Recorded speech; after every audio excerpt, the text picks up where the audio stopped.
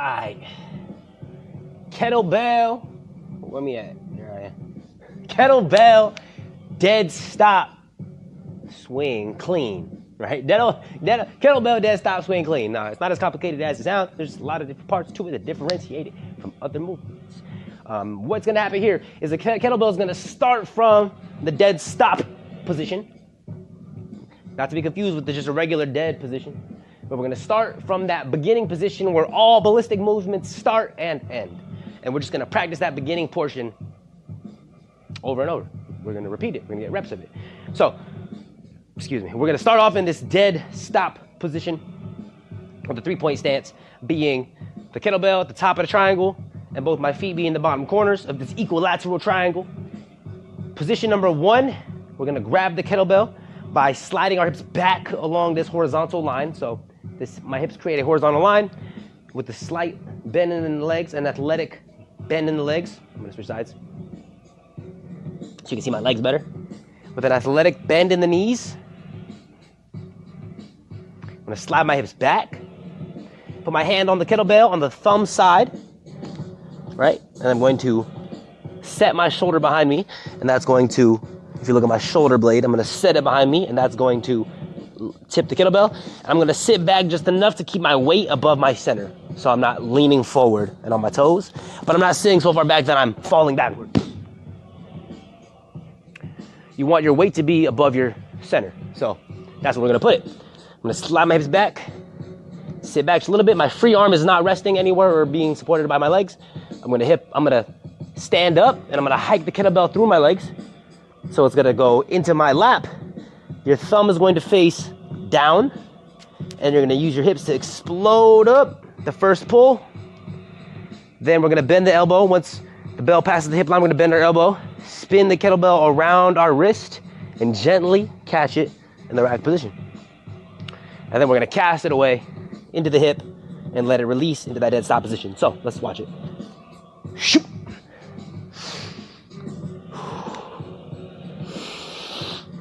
Shoot.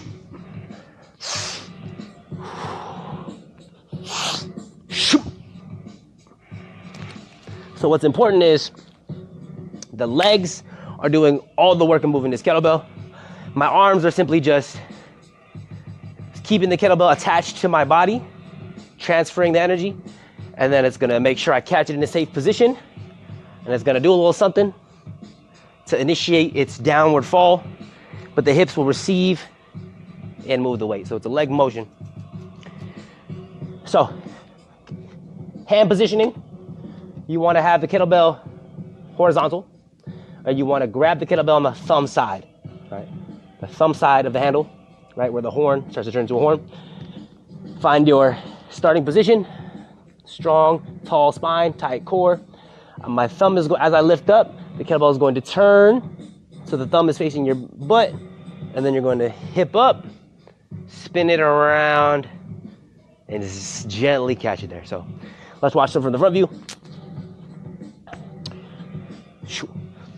So first position is the start and the stop, the dead stop, because it's stopping and being dead on the ground.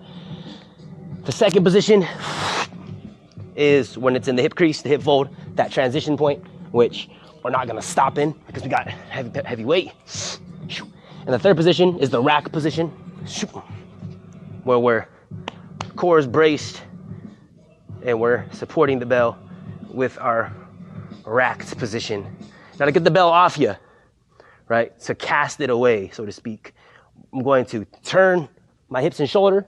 It's kind of like throwing a punch, right? We use our hips to turn our body, and our hand and our shoulder just follow, right? So same thing with the kettlebell. I turn my hips and my shoulder, and the kettlebell in my hand will just follow that path set by my hips. And then once it's directly in front of my center, I'm just gonna let the weight fall.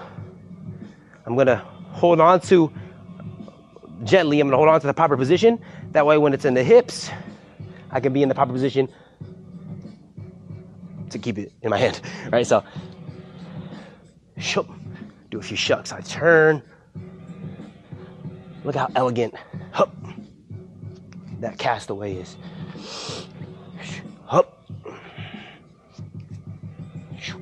So it's a very corkscrewy motion.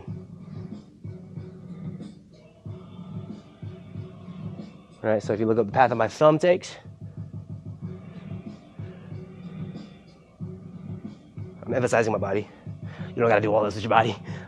But yeah, so, and I mean, before you do this, you should have done the dead one, that one right here, which is the exact same. And so I believe everything I'm saying now is redundant, but it's okay because repetition breeds mastery. That's why we're practicing getting it up into that start position. Peace.